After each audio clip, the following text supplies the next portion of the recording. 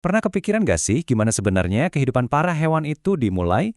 Dari mamalia raksasa yang melahirkan anaknya, sampai serangga super kecil yang muncul dari sebutir telur. Wah, alam kita ini punya banyak banget cara yang luar biasa buat nerusin generasinya. Yuk kita bareng-bareng selami beberapa strategi reproduksi paling menakjubkan di dunia hewan. Oke, dalam pembahasan kita kali ini, kita bakal kupas tuntas 3 strategi utama reproduksi hewan. Kita mulai dari yang paling kita kenal, yaitu melahirkan. Terus kita lanjut ke yang bertelur, bahas juga metode gabungan yang unik banget, dan terakhir kita bandingkan ketiganya, biar makin jelas perbedaannya. Jadi poin utamanya gini, cara hewan berkembang biak itu nggak cuma satu macam, ada banyak strategi yang beda-beda, dan semuanya itu disesuaikan sama lingkungan dan perjalanan evolusi spesiesnya. Sekarang, ayo kita lihat 3 metode utamanya. Kita mulai dari yang pertama ya, yaitu vivipar. Nah, ini metode yang kayaknya paling kita kenal, soalnya manusia juga masuk ke kategori ini. Ini adalah dunianya hewan-hewan yang melahirkan langsung anak-anaknya. Definisinya simpel banget kok. Hewan vivipar itu artinya hewan yang embrionya tumbuh dan berkembang di dalam tubuh induknya, terus nanti dilahirkan dalam keadaan sudah hidup. Jadi kuncinya adalah nggak ada telur yang diletakkan di luar tubuh. Kalau kita lihat dari ciri-cirinya ini, semuanya saling nyambung loh. Pembuahan di dalam tubuh bikin embrio bisa tumbuh dengan aman di rahim. Di sana, si calon bayi dapat makanan langsung dari induk lewat plasenta. Begitu lahir, induknya masih ngasih perhatian ekstra dengan cara menyusui. Jadi ini tuh strategi investasi tinggi untuk anak yang jumlahnya lebih sedikit, tapi lebih siap bertahan hidup. Tentunya, metode ini sering banget kita lihat di darat ya. Hampir semua mamalia yang kita tahu, mulai dari hewan ternak kayak sapi sampai predator puncak kayak singa, pakai strategi vivipar ini. Tapi jangan salah, vivipar itu nggak cuma ada di darat. Di lautan, mamalia air seperti paus dan lumba-lumba juga melahirkan anaknya dan menyusui mereka di bawah air. Ini nunjukin betapa suksesnya strategi ini di berbagai macam habitat. Oke, sekarang kita pindah ke metode reproduksi yang paling umum di dunia hewan, ovipar, alias hewan yang bertelur. Nah, ini strateginya beda banget sama yang tadi. Di sini, kata kuncinya adalah perkembangan eksternal. Jadi, setelah pembuahan, si induk akan mengeluarkan telur. Nah, semua proses pertumbuhan embrio sampai dia menetas itu terjadi sepenuhnya di luar tubuh induknya. Ciri-cirinya ini kontras banget sama vivipar, kan? Nggak ada yang namanya plasenta. Sebaliknya, semua nutrisi yang dibutuhin embrio itu udah dikemas rapi di dalam kuning telur. Kayak bekal makan siang yang super lengkap gitu.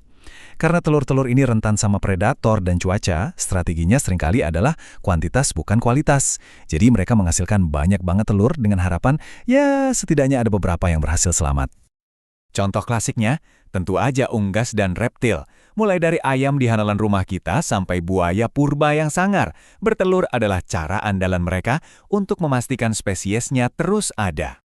Dan keragamannya itu luar biasa loh. Sebagian besar ikan, semua amfibi, dan hampir seluruh dunia serangga itu juga termasuk hewan ovipar. Ini benar-benar strategi reproduksi yang paling dominan di planet kita. Nah, sekarang kita masuk ke sesuatu yang ada di tengah-tengah. Sebuah metode hibrida atau gabungan yang ngambil fitur dari 2 dunia yang baru aja kita bahas, ovovivipar. Disinilah bagian yang paling seru. Hewan-hewan ini sebenarnya menghasilkan telur, tapi mereka tidak pernah meletakkan telur itu. Justru, telurnya disimpan di dalam tubuh induk, menetas di sana, baru deh anaknya keluar seolah-olah dilahirkan hidup-hidup. Keren banget kan? Ini kayak ngambil keuntungan dari 2 cara sekaligus. Dan kalau kita bedah namanya, ini jadi masuk akal banget. Ovo itu dari bahasa Latin untuk telur, dan vivipar artinya melahirkan hidup. Jadi secara harfiah, ini adalah hewan yang bertelur melahirkan. Jadi poin krusialnya ada di sini nih. Meskipun anaknya lahir hidup, mereka itu nggak dapat nutrisi dari plasenta, kayak hewan vivipar. Mereka sepenuhnya bergantung sama kuning telur yang ada di dalam cangkang internal itu. Ini ibaratnya kayak punya inkubator pribadi yang aman di dalam tubuh induknya. Contoh-contoh hewannya juga nggak kalah keren. Banyak banget spesies hiu dan ikan pari yang pakai metode ini. Begitu juga ular terkenal kayak anaconda dan bahkan ikan akuarium yang sering kita lihat, yaitu ikan gupi. Ini benar-benar solusi cerdas dari alam. Oke, kita udah lihat ketiganya satu persatu. Sekarang, waktunya kita satukan semuanya dan kita bandingkan langsung biar makin kelihatan bedanya di mana.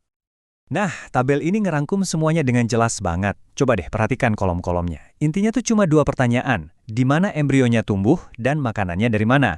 Kalau vivipar, jawabannya di dalam rahim, makanannya dari plasenta. Kalau ovipar, di luar tubuh bekalnya dari kuning telur. Dan yang paling unik si ovovivipar, embrionya di dalam tubuh tapi makanannya tetap dari kuning telur. Jadi dapat perlindungan di dalam tapi nggak perlu repot-repot ada sambungan plasenta. Jadi, apa nih yang bisa kita ambil dari semua ini? Jawabannya adalah, ternyata nggak ada satu cara terbaik untuk berkembang biak.